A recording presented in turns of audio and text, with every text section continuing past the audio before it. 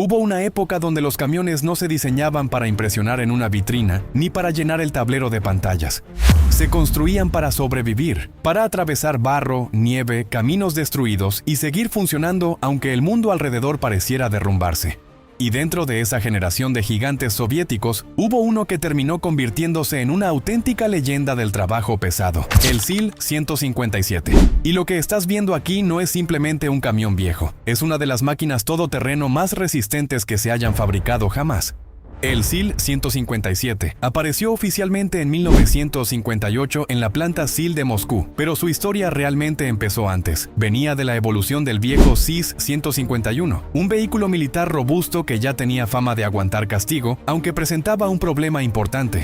Cuando el terreno se convertía en barro profundo, empezaba a sufrir demasiado. Los ingenieros soviéticos entendieron que necesitaban algo mucho más capaz. Querían un vehículo que siguiera avanzando incluso cuando el camino desapareciera completamente, y fue ahí donde desarrollaron una de las soluciones más avanzadas de toda esa época: el sistema centralizado de regulación de presión de neumáticos.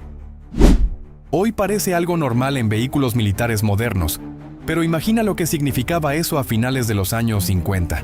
Estabas atrapado en una llanura rusa convertida en lodo o atravesando un cañaveral cubano después de días de lluvia. Otros camiones quedaban enterrados hasta el diferencial, pero dentro del SIL el conductor simplemente accionaba una palanca desde la cabina y comenzaba a bajar la presión de las ruedas. Los neumáticos anchos se expandían, aumentaban brutalmente la superficie de contacto y aquella mole soviética empezaba a desplazarse sobre el barro como si flotara. Para la época, aquello parecía magia. Pero el verdadero carácter del SIL-157 estaba en la mecánica. Este camión nunca buscó ser rápido ni cómodo. Fue diseñado con una única obsesión: no detenerse jamás. Bajo el capó escondía un enorme motor de 6 cilindros en línea alimentado por gasolina, con aproximadamente 5,5 litros de cilindrada. Las primeras versiones desarrollaban unos 104 caballos de fuerza, aunque el modelo que realmente se hizo famoso internacionalmente fue el SIL-157K de 1961, que elevó la potencia hasta unos 109 o 110 caballos. Y sí, hoy esas cifras parecen pequeñas para un camión tan grande. Pero aquí lo importante no eran los caballos, era el torque.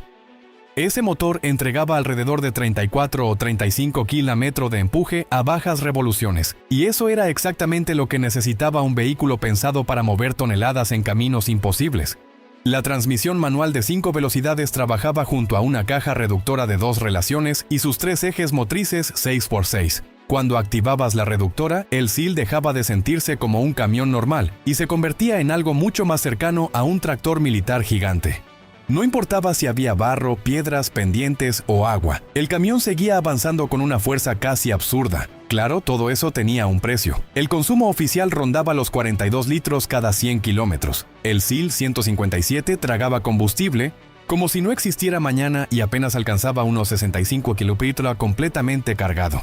Pero nadie compraba un vehículo así pensando en velocidad.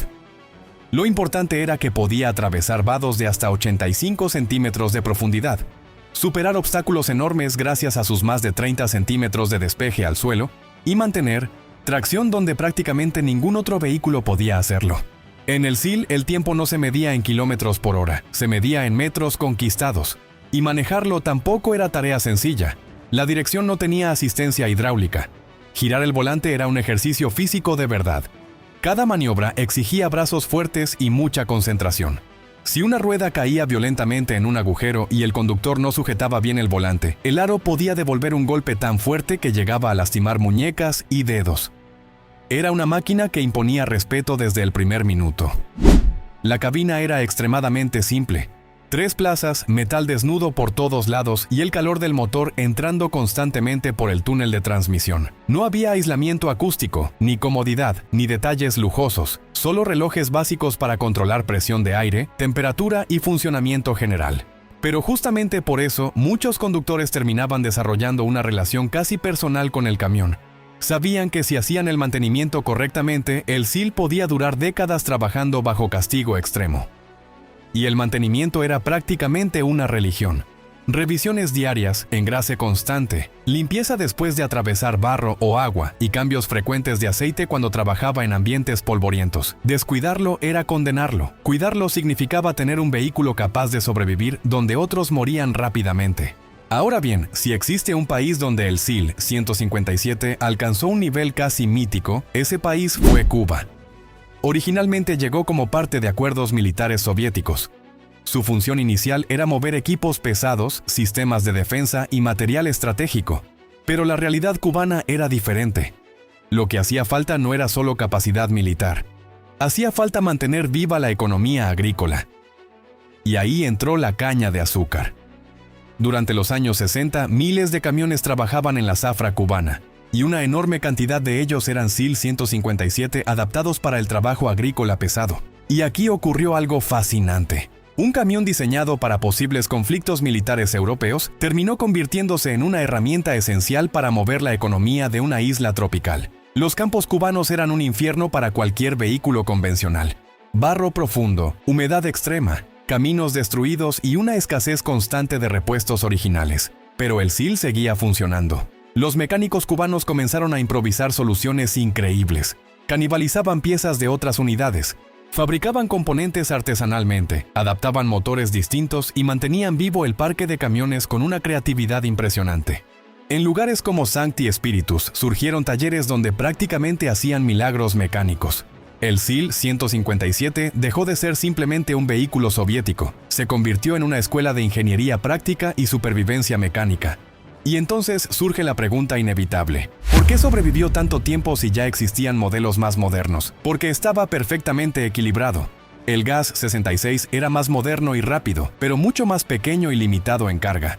El Ural 375 tenía un poderoso OV8 y más capacidad, pero también era mucho más pesado, complejo y costoso de mantener. El SEAL 157 quedaba exactamente en el punto medio ideal. Tenía verdadera capacidad todoterreno, suficiente carga útil y una mecánica relativamente simple que podía repararse incluso en talleres poco sofisticados. Por eso, aunque oficialmente el SEAL 131 llegó como sucesor, la demanda por el viejo 157 nunca desapareció por completo. La producción continuó durante años en otras plantas soviéticas, incluyendo la variante tardía SEAL 157KD, fabricada desde finales de los años 70. Y la historia oficialmente terminó en 1992. Algunas fuentes incluso aseguran que ciertas unidades siguieron ensamblándose hasta 1994. Estamos hablando de casi 40 años de producción continua y cerca de 800,000 unidades construidas. Eso no ocurre por casualidad. Hoy el SEAL 157 es una pieza histórica admirada por coleccionistas, fanáticos militares y amantes de los vehículos extremos, pero para muchos antiguos conductores sigue siendo algo mucho más profundo. Es el recuerdo de una máquina ruidosa, incómoda, pesada y brutal, que casi nunca te abandonaba. Todavía en Cuba se cuentan historias de estos camiones subiendo montañas cargados hasta el límite, crujiendo en caminos imposibles y conectando comunidades donde ningún transporte convencional lograba entrar. Porque al final el SEAL 157 nunca fue solamente acero soviético y ruedas gigantes. Representaba una filosofía entera. La idea de que cuando el terreno desaparece y las condiciones se vuelven imposibles, lo único verdaderamente importante es la simplicidad mecánica, la tracción brutal y un conductor dispuesto a ensuciarse las manos. Y quizá por eso sigue siendo tan respetado décadas después, porque algunas máquinas envejecen, pero otras terminan entrando directo a la historia.